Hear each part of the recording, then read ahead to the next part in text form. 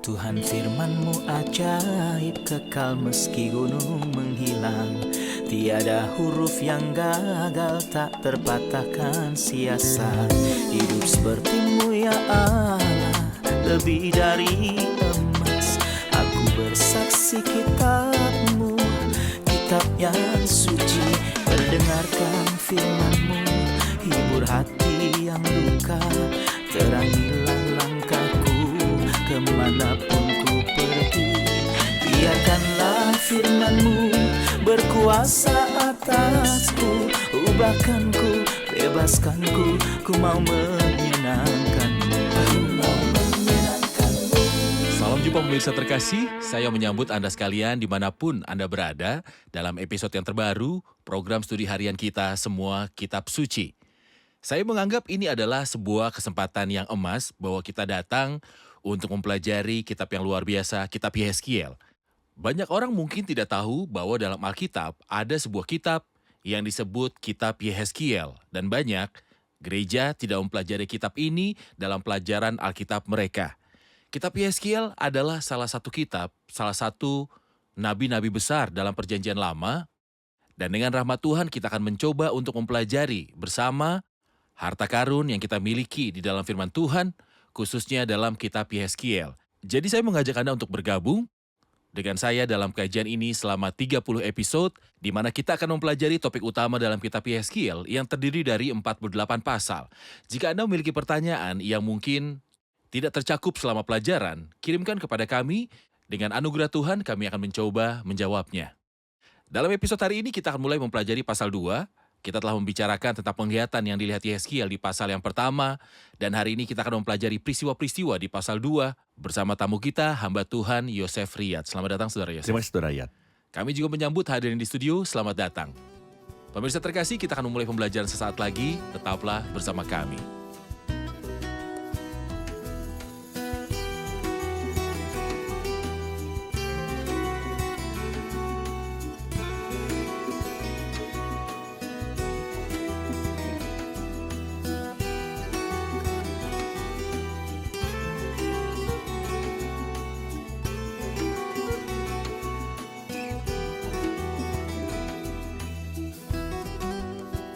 Berjumpa lagi, Saudara Yosef. Terima kasih, Saudara Riyad. Kita telah sampai dalam pasal 2 dari nubuat Yeskiel, dan pertama-tama kita ingin mengetahui topik utama dari pasal ini. Setelah ia melihat penglihatan dalam pasal yang pertama, Yeskiel akan ditugaskan oleh Allah untuk sebuah misi tertentu. Jadi kita menyebut pasal ini panggilan Allah kepada Yeskiel untuk melaksanakan pelayanan kenabian. Panggilan Allah kepada Yeskiel untuk melaksanakan pelayanan kenabian. Anda sebelumnya telah memberitahu kami bahwa dia berasal dari keturunan imam dan seharusnya menjadi seorang imam, tetapi dia jauh dari Yerusalem. Dan alih-alih dipanggil ke dalam pelayanan imam, dia dipanggil ke dalam pelayanan nabi. Inilah yang menjadi kebutuhan nyata pada saat itu. Baik. Saya akan membaca beberapa ayat dari pasal 2 dan kembali untuk bertanya. Silakan.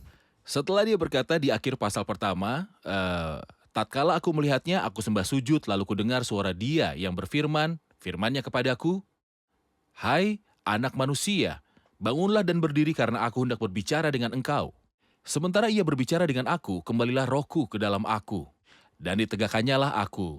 Kemudian aku mendengar dia yang berbicara dengan aku, firmannya kepadaku, "Hai anak manusia, aku mengutus engkau kepada orang Israel, kepada bangsa pemberontak yang telah memberontak melawan aku.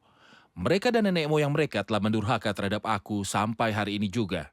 Karena mereka adalah anak-anak yang kurang ajar dan keras kepala, kepada keturunan inilah yang keras kepala dan tegar hati, aku mengutus engkau dan harus kau katakan kepada mereka, beginilah firman Tuhan, dan baik mereka mendengarkan atau tidak, sebab mereka adalah kaum pemberontak, mereka akan mengetahui bahwa seorang nabi ada di tengah-tengah mereka. Dan engkau anak manusia janganlah takut melihat mereka maupun mendengarkan kata-katanya. Biarpun engkau di tengah-tengah onak dan duri, dan engkau tinggal dekat kala jengking. Janganlah takut mendengarkan kata-kata mereka dan janganlah gentar terhadap mukanya, sebab mereka adalah kaum pemberontak. Sampaikanlah perkataan-perkataanku kepada mereka, baik mereka mau mendengarkan atau tidak, sebab mereka adalah pemberontak. Saudara Yosef, ayat 1 dimulai dengan kata-kata ini, firmannya kepadaku, hai anak manusia, bangunlah dan berdiri. Ya.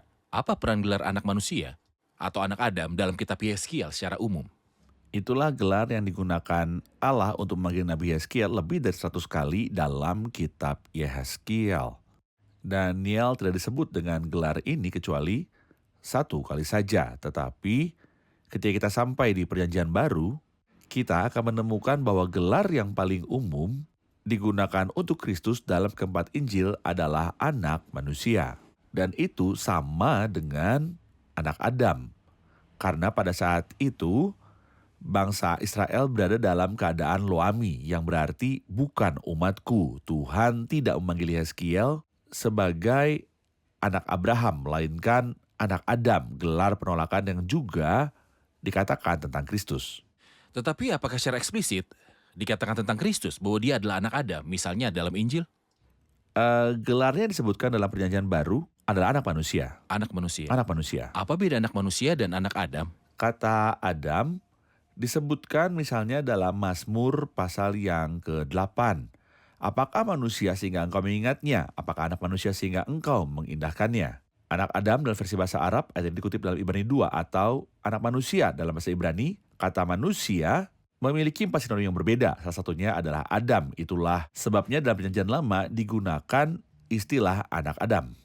Dalam bahasa Yunani, keempat sinonim tersebut tidak ada. Oleh karena itu digunakan istilah anak manusia dalam Perjanjian Baru. Anak manusia. Dikatakan kepadanya, hai anak manusia atau anak Adam, bangunlah dan berdiri karena aku hendak berbicara dengan engkau. Dan dia mengatakan mulai dari ayat 2, kembalilah rohku ke dalam aku dan ditegakkannya aku. Apakah peran roh di sini dalam mempersiapkan Yehezkiel untuk misi tersebut? Sebenarnya kita melihat dalam ayat 1 dan 2, roh Allah dan firman Allah.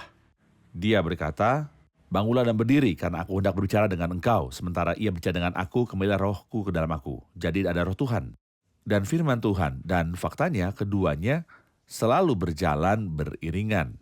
Dalam Injil Yohanes pasal 3 kita membaca, jika seorang tidak dilahirkan dari air dan roh, beberapa orang salah ketika mereka mengira bahwa air di sini berarti air baptisan. Baptisan tidak ada hubungannya dengan kelahiran, tetapi merupakan gambaran dari kematian. Dan jika itu berarti kelahiran, maka Tuhan tidak akan menyalahkan Nikodemus karena tidak mengetahuinya. Tetapi karena Nikodemus adalah seorang pengajar Israel, ia seharusnya tahu bahwa air adalah simbol yang jelas dari firman Allah. Dan di sini kita menemukan bahwa manusia dilahirkan kembali oleh firman Allah dan roh Allah. Namun bukan hanya manusia yang dilahirkan kembali oleh firman Allah dan roh Allah, tetapi juga dalam pelayanan yang membutuhkan firman Allah sebagai bahan dan roh Allah sebagai kekuatan. Jadi saya bicara bukan dengan perkataan saya, tapi saya menyampaikan firman Allah kepada orang-orang bukan dengan kekuatan saya, tapi dengan kekuatan roh Allah. Tentu saja air yang merupakan simbol dari firman bukanlah ciptaan kita, tetapi Paulus berkata dalam Efesus 5 tentang Kristus dan gereja untuk menguruskannya sesudah ia menyucikannya, membandingkannya dengan air dan firman. Jadi air itu berarti firman. Dan jika Anda baca Yesaya 55, Anda akan menemukan lebih dari satu gambar yang meyakinkan bahwa air adalah firman Tuhan. Ayo, hai semua orang yang haus, marilah dan minumlah air. Dengarkanlah aku. Dan sebab seperti hujan dan salju turun dari langit, melainkan mengairi bumi, demikianlah firmanku yang keluar dari mulutku. Jadi bagi Yehezkiel di sini, roh dan firman mewakili kekuatan yang bekerja dalam pelayanan. Ketika dia pergi untuk melayani, dia harus melayani dengan firman dan bergantung pada roh. Sama seperti kelahiran dari Allah terjadi melalui roh dan firman. Pelayanan roh juga dilakukan melalui roh dan firman. Kekuatan pelayanan. Iya. Dan bahan pelayanan. Benar. Mari kita beralih ke ayat berikutnya, mulai dari ayat 3, katanya firman-Nya kepadaku, hai anak manusia, aku mengutus engkau kepada orang Israel, kepada bangsa pemberontak yang telah memberontak melawan aku. Mereka dan nenek moyang mereka telah mendurhaka terhadap aku sampai hari ini juga. Mohon jelaskan tentang sifat misi Yehezkiel kepada bangsa ini dan sifat-sifat dari bangsa ini. Nah sebenarnya hari-hari kelam dan sulit yang dialami Yehezkiel mengingatkan kita pada hari-hari kita. Dalam 2 Timotius kita membaca bahwa akan datang suatu waktu dan waktu itu memang telah tiba. Apa yang dimaksud dengan waktu itu? Dia berkata karena akan datang waktunya orang tidak dapat lagi menerima ajaran sehat. Tetapi mereka akan mengumpulkan guru-guru menurut kehendaknya. Mereka akan memalingkan telinganya dari kebenaran. Jadi masalahnya bukan kekurangan pengajar, tetapi sayangnya mereka tidak berbicara tentang firman Allah, melainkan menurut keinginan orang. Dan saya percaya bahwa kita hidup di waktu ini sekarang. Karena orang-orang ingin mendengar kata-kata tertentu, bukan firman Allah. Jadi, menurut keinginan sendiri, karena mereka ingin telinganya, mereka akan mengumpulkan guru-guru bagi mereka. Memalingkan telinganya dari kebenaran dan membukanya bagi dongeng. Di sini Tuhan memberitahu Yeskiel bahwa dia akan menghadapi orang-orang yang memberontak, yang tidak mau mendengarkan firman Tuhan. Dalam Yeskiel pasal 33 kita menemukan banyak orang datang dan mendengar perkataan Nabi. Tetapi mereka ingin mendengar apa yang mereka sukai. Mereka mendengar apa yang kau ucapkan, tetapi mereka sama sekali tidak melakukannya. Sebenarnya pemberontakan bangsa ini bukan dari hari ini, tetapi katanya sampai hari ini. Kapan hal ini dimulai? Dalam kitab Ulangan Anda akan menemukan bahwa Musa berkata kepada bangsa, bahkan kamu menentang Tuhan sejak aku mengenal kamu, sejak pertama kali Allah mengutus. Nabi pertama yaitu Musa, bangsa ini telah mendurhakai Allah. Sampai kapan? Hingga Yeskiel, Nabi terakhir pada masa pembuangan. Sayangnya mereka telah mendurhakai Allah. Mentaati firman Allah adalah hal yang berbeda dari sekedar mendengarnya. Bagus sekali bahwa Anda telah membicarakan sesuatu yang sangat penting, yaitu respon kita terhadap firman Allah. Ya. Mungkin ada penolakan terhadap firman. Orang-orang tidak mau mendengarkan firman Allah. Tetapi Ya. yang lebih berbahaya ketika orang mendengarkan firman Allah dan Ya. mengabaikannya. Benar. Seringkali kita melihat banyak orang Ya. mengisi tempat ibadah. Ya. Mereka mendengarkan khotbah tentang kekudusan Allah dan menghormati kemuliaan Allah. Mereka mendengarkan dengan sukacita, tetapi apa yang mereka lakukan setelah itu? Yang penting adalah seseorang mengutuk dirinya sendiri di hadapan firman dan membiarkan firman memurnikan jiwanya. Ini yang benar-benar perlu kita lakukan terhadap respon kita terhadap firman Allah. Tuhan membicarakan masalah ini dalam khotbah di bukit. Dan Rasul Yakobus berkata bahwa siapa yang mendengar tetapi tidak melakukannya, sedang menipu dirinya sendiri. Benar. Apakah ada kesamaan atau perbedaan antara misi Yeskiel di sini untuk bangsa ini dan misi Yesaya sebelumnya? Sebenarnya pada zaman Yesaya juga ada keadaan pemberontakan. Dimulai dari pasal 1, aku membesarkan anak-anak dan mengasuhnya, tetapi mereka memberontak terhadap aku. Lembu mengenal pemiliknya, tetapi Israel tidak. Keledai mengenal palungan yang disediakan tuannya, tetapi umatku tidak memahaminya. Persis gambar yang sama seperti di sini. Dalam Yesaya 6, Tuhan berkata kepadanya, aku akan mengutus engkau terhadap umatku, mereka akan mendengar perkataanmu, tapi mereka tidak akan memahaminya dan tidak akan melakukan sesuai dengan itu. Situasi yang sama seperti di sini. Dalam Yesaya 6, pergilah dan katakanlah kepada bangsa ini, dengarlah sungguh-sungguh tapi mengerti jangan. Hal yang sama berlaku di sini, karena sayangnya orang-orang ini telah mengeraskan hati dan tidak mau mendengarkan. Itu sebabnya kita baca dalam Ibrani pasal 3, sebab itu seperti dikatakan Roh Kudus pada hari ini, jika kamu mendengar suaranya, janganlah keraskan hatimu. Di sini orang-orang ini mengeras. Terima kasih, kita akan saksikan laporan dan kembali untuk menjawab pertanyaan hadirin. Roh Allah memberikan Yeskiel kekuatan yang dibutuhkannya untuk melaksanakan tugas yang telah dipercayakan kepadanya. Ketika Tuhan memanggil Anda untuk melakukan sesuatu, Dia memberi Anda kekuatan untuk melakukan pekerjaan itu. Lebih jauh lagi, pekerjaan Tuhan tidak dapat dilakukan tanpa kuasa Tuhan. Kesimpulan terbaik yang dapat kita ambil adalah menyadari bahwa kita tidak dapat melakukan pekerjaan yang telah Tuhan perintahkan untuk kita lakukan sendiri. Hal ini sangat penting, dan terutama penting ketika kita melayani. Dalam pekerjaan misionaris, kita harus menyadari bahwa jika kita dipanggil oleh Tuhan, Dia akan memberikan kita kekuatan untuk melaksanakan tugas itu atau tugas-tugas tersebut.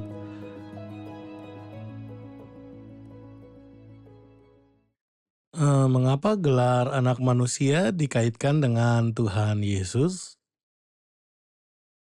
Dalam konteks membicarakan gelar anak Adam yang disebutkan oleh Yeskiel sekitar 100 kali dalam kitab ini, kita ingin tahu mengapa disebutkan tentang Kristus anak manusia. Gelar ini disebutkan 80 kali dalam perjanjian baru. Mungkin lebih. Mengapa anak manusia? Karena mereka menolak dia sebagai anak Daud. Jadi Kristus pernah bertanya kepada murid-muridnya, kata orang, siapakah anak manusia itu? Jawaban para murid seperti ini, secara umum orang-orang mengatakan bahwa engkau adalah seorang nabi. Sayangnya saudara, ayat sampai hari ini masih banyak orang yang berpikir bahwa mereka sedang memberikan keuntungan kepada Kristus dengan menganggapnya hanya sebagai salah satu nabi. Dan berpikir bahwa kita dan Tuhan harus berterima kasih kepada mereka, padahal orang yang menganggap Kristus hanya sebagai salah satu nabi sesungguhnya tidak tahu apa-apa mengenai dia. Benar. Karena Kristus memberkati Petrus ketika ia berkata kepadanya, engkau adalah Kristus anak Allah yang hidup. Jadi dalam hubungan Kristus dengan umat manusia, dia adalah anak manusia. Maka gelar ini adalah gelar penolakan. Pertama kali gelar anak manusia disebutkan dalam perjanjian baru adalah di Matius pasal 8 ayat 20. Serigala mempunyai liang dan burung mempunyai sarang, tetapi anak manusia tidak mempunyai tempat untuk meletakkan kepalanya. Jadi ini adalah gelar penolakan. Selain itu, ini adalah gelar salib. Misalnya kita baca di Yohanes 3 ayat 14, dan sama seperti Musa meninggikan ular di padang gurun, demikian juga anak manusia harus ditinggikan. Hal terakhir bukan hanya bahwa Kristus dalam hubungannya dengan umat manusia adalah anak manusia dan ditolak sebagai anak manusia dan disalibkan sebagai anak manusia, tapi sebagai anak manusia dia akan menghakimi dan sebagai anak manusia dia akan memerintah. Dan ia telah memberikan kuasa kepadanya untuk menghakimi karena ia adalah anak manusia. Yohanes pasal 5. Benar. Dan ketika dia memerintah atas dunia, dia akan memerintah sebagai anak manusia. Dan kita telah melihat dalam Yeskiel 1 bahwa di atas cakrawala ada sebuah tahta dan sebuah rupa yang menyerupai seorang manusia duduk tinggi di atas tahta itu, yaitu Tuhan Yesus Kristus. Saudara Yosef, di ayat 4, Tuhan berkata kepada Yeskiel, "Aku mengutus engkau dan harus kau katakan kepada mereka, beginilah firman Tuhan Allah."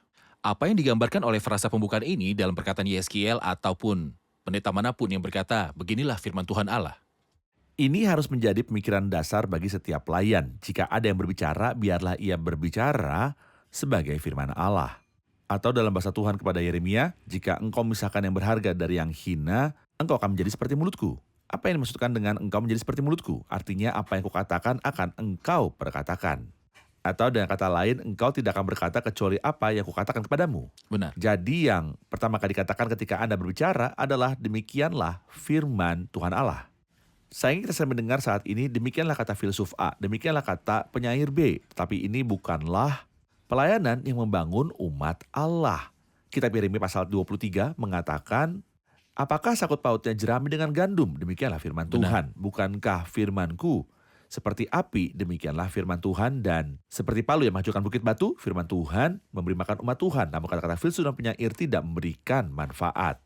Bukanlah tugas pelayan untuk menghibur orang dan menceritakan kisah-kisah, tetapi untuk berkata kepada mereka, demikianlah firman Tuhan. Adalah baik untuk keluar dari kata-kata ini dengan sebuah pesan bagi siapapun yang menyampaikan firman Allah kepada orang banyak. Ya. Saya pernah mendengar seseorang berbicara tentang apa yang disebut ilmu berkhotbah, dan dia sebutkan bahwa untuk membuat sebuah khotbah, Anda harus memasukkan poin-poin tertentu di dalamnya dan mengukur waktu untuk melihat apakah itu melebihi jumlah menit tertentu. Maka Anda harus menambahkan sebuah cerita misalnya. Dan jika jumlah menitnya masih kurang, maka Anda tambahkan lagi 2 cerita, agar jumlah cerita dalam khotbah sesuai dengan durasinya, agar orang-orang tidak bosan.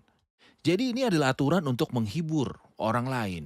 Mohon jelaskan pada kami bagaimana seharusnya seseorang berbicara. Benar. Saat berbicara, tujuan saya sama sekali bukan untuk menghibur orang. Tujuan saya adalah untuk menyatakan Allah di hadapan hati nurani orang.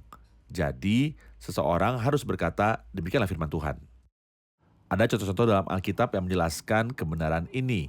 Misalnya perumpamaan tentang anak yang hilang dan kisah tentang perampok disalib. Ada hal-hal yang menyatakan kasih karunia Allah, tapi saya tidak diharuskan untuk menghibur orang. Dia yang berkata, demikianlah firman Tuhan, harus menyampaikan pesan yang telah diterimanya dari Tuhan di hadapan orang-orang sepanjang seluruh khotbahnya, apa yang Tuhan katakan hari itu.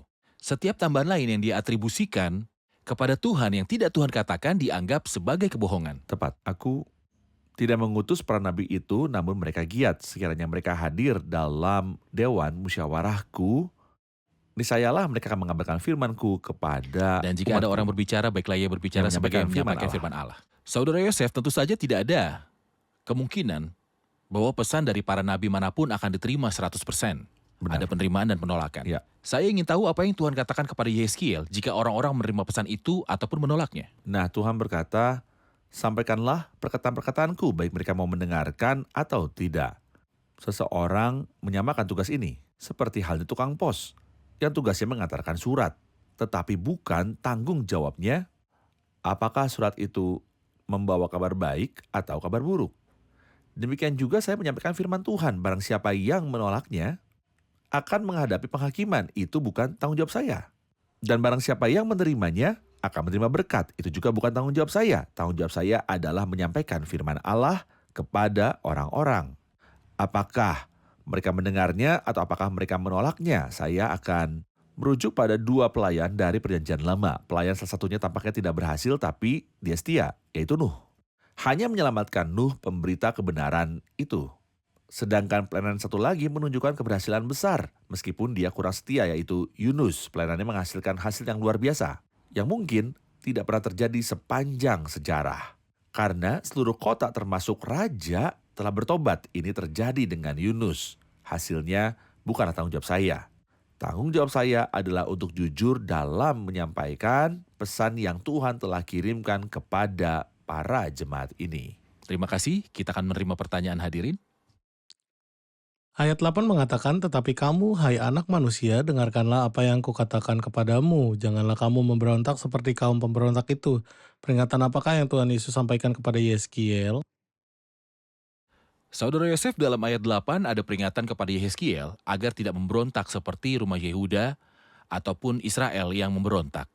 Mohon berikan gambaran tentang peringatan ini. Ada peringatan dan juga dorongan. Peringatannya adalah jangan berontak karena pelayan yang memberontak benar-benar menderita. Kamu akan pergi kepada orang yang berontak tetapi tetaplah taat terlepas dari respon mereka terhadap pesan yang akan kukirimkan kepadamu. Namun selanjutnya dia berkata kepadanya, buka mulutmu dan makanlah apa yang kuberikan kepadamu. Artinya saya tidak hanya harus memahami firman Tuhan dengan akal, tetapi lebih dari itu, saya harus memakannya untuk menjadi satu dengan itu. Setelah saya makan makanan, ia akan berubah dan menjadi bagian dari saya melalui proses metabolisme. Menjadi satu dengan makanan itu. Ya, dan itulah mengapa Tuhan berkata kepadanya, jadilah satu dengan firman. Kau bukan hanya penyampai kata-kata telah kamu dengar, tetapi firman itu telah menjadi inti dari keberadaanmu. Makanlah apa yang kuberikan kepadamu, makanlah gulungan itu. Makanlah firman itu. Yeremia mengatakan hal itu di pasal yang ke-15. Apabila aku bertemu dengan perkataan-perkataanmu, maka aku menikmatinya. Firmanmu itu menjadi kegirangan bagiku dan menjadi kesukaan hatiku.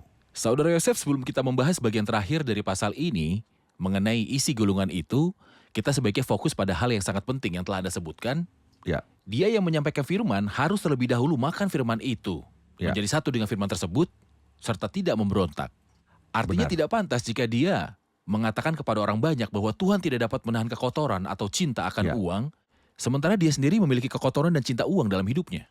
Ceritakanlah pada kami tentang dualitas dalam hidup pelayan dan persatuan yang sempurna antara firman dan pelayan tersebut. Dalam kasus ini saudara, ayat pelayan itu sendiri yang menghakimi. Yakobus 3 ayat 1 mengatakan, saudaraku, janganlah banyak orang antara kamu menjadi guruku, sebab kita tahu bahwa sebagai guru kita akan dihakimi menurut ukuran yang lebih berat. Roma pasal 2 mengatakan, engkau yang mengajar jangan mencuri. Mengapa engkau sendiri mencuri? Engkau yang berkata jangan berzinah, mengapa engkau sendiri berzinah? Dan sangat menyedihkan menurutku ada orang-orang yang mengajarkan sesuatu sementara mereka hidup dengan cara yang sangat berbeda. Ada misalnya yang jelas antara pengetahuan yang mereka katakan dan apa yang mereka lakukan. Tetapi pelayan yang sempurna yaitu Kristus melakukan dan mengajarkan. Dia kuat dalam perkataan dan perbuatan yang berarti sebelum dia mengajarkan, dia melakukan. Ini mengajarkan kita setiap pelayan harus menghabiskan waktu di hadapan firman, bukan hanya untuk memperoleh pengetahuan dan mempersiapkan khotbah, tetapi untuk memeriksa dirinya sendiri di hadapan firman dan membiarkan Ya. firman itu tinggal di dalam hatinya. Menjadi Benar. satu dengan firman. Dan ketika dia berbicara kepada orang banyak, Benar. dia sendiri telah bersatu dengan firman tersebut. Tidak berbeda yang diajarkan dan kenyataan hidupnya. Seringkali kita melihat orang jatuh ke dalam perangkap ini, dan kita juga dapat terjerumus ke dalamnya, yaitu ketika kita sibuk Ya. melayani tanpa mengalokasikan waktu pribadi, Benar. di mana Tuhan berbicara, membersihkan, dan mendekatkan kita kepada firman-Nya. Kita harus belajar apa yang firman katakan kepada kita sebelum kita berbicara firman kepada orang banyak. Paulus berkata kepada Titus, dan jadikanlah dirimu sendiri suatu teladan dalam berbuat baik. Kalau hidupku tidak menjadi teladan, maka khotbahku tidak akan ada pengaruhnya. Benar. Dimulai dari ayat 9, dia berkata, aku melihat sesungguhnya ada tangan yang terulur kepadaku, dan sungguh dipegangnya sebuah gulungan kitab, lalu dibentangkannya di hadapanku. Gulungan kitab itu ditulis, timbal balik, dan di sana tertulis nyanyian-nyanyian, keratapan, keluh kesah, dan rintihan. Apa saja isi yang tertulis dalam gulungan kitab tersebut? Seperti yang dia katakan di sini, tertulis nyanyian ratapan, keluh kesah dan rintihan. Ini adalah salah satu sisi Alkitab. Alkitab memuat tentang hal ini. Beberapa orang menginginkan agar seorang pelayan hanya berbicara tentang kasih Allah dan surga. Ini baik, tetapi ini adalah bagian dari Injil, bukan seluruh Injil. Ada sisi lain dari koin. Benar. Barang siapa percaya dan dibaptis akan diselamatkan, tapi barang siapa tidak percaya akan dihukum. Barang siapa percaya kepada anak yang punya hidup yang kekal, tapi barang siapa tidak percaya kepada anak, ia tidak akan melihat hidup, melainkan murka Allah tetap ada di atasnya. Inilah sisi yang sering diabaikan. Ini adalah aspek yang tidak disukai banyak orang, dan jika saya ingin menambah popularitas saya hanya akan mengatakan apa yang membuat orang senang, bukan apa yang membuat orang menjadi sedih. Jadi saya akan mengabaikan sisi lain dari koin ini. Pesan Yunus yang telah saya sebutkan sebelumnya adalah 40 hari lagi Niniwe akan dihancurkan. Namun demikian, pelayanannya berhasil. Kita harus menyampaikan firman Tuhan. Ya, siapa yang akan percaya akan diselamatkan dan diberkati. Tetapi bagaimana dengan mereka yang tidak percaya? Apa yang akan terjadi kepada mereka? Tentu saja, siapapun yang tidak percaya akan menghadapi hukuman pada hari waktu mana murka dan hukuman Allah yang adil akan dinyatakan. Terima kasih Saudara Yosef, saya sangat menikmati studi ini bersama Anda. Kita rangkum episode ini bersama hadirin.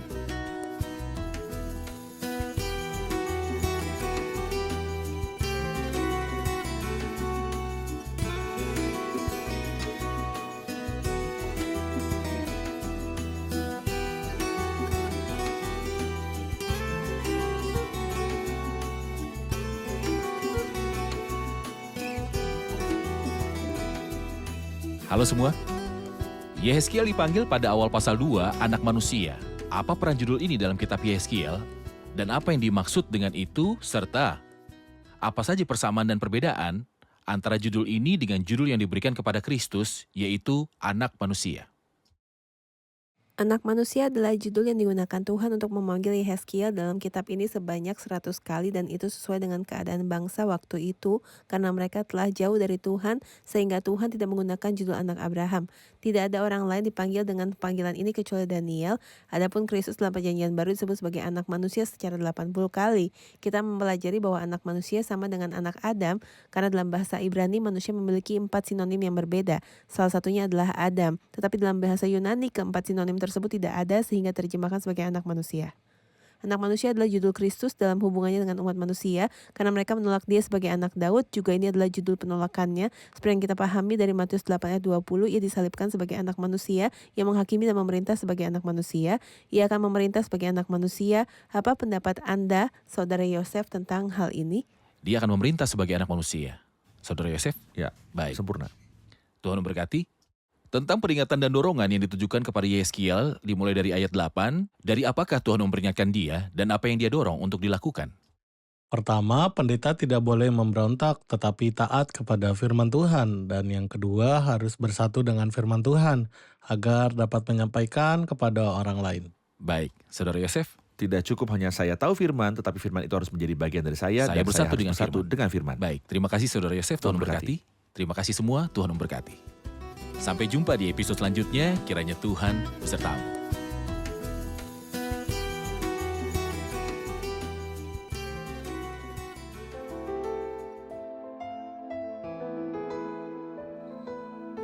Tuhan firman-Mu ajaib, kekal meski gunung menghilang. Tiada huruf yang gagal, tak terpatahkan siasat. Hidup seperti-Mu ya Allah, lebih dari emas. Aku bersaksi kitab-Mu, kitab yang suci. Mendengarkan firman-Mu, hibur hati yang luka. Terangilah langkahku kemanapun ku pergi. Biarkanlah firman-Mu berkuasa atasku. Ubahkanku, bebaskanku, ku mau menyenangkan-Mu. Tuhan firman-Mu ajaib, kekal meski ubah dan bebaskan aku.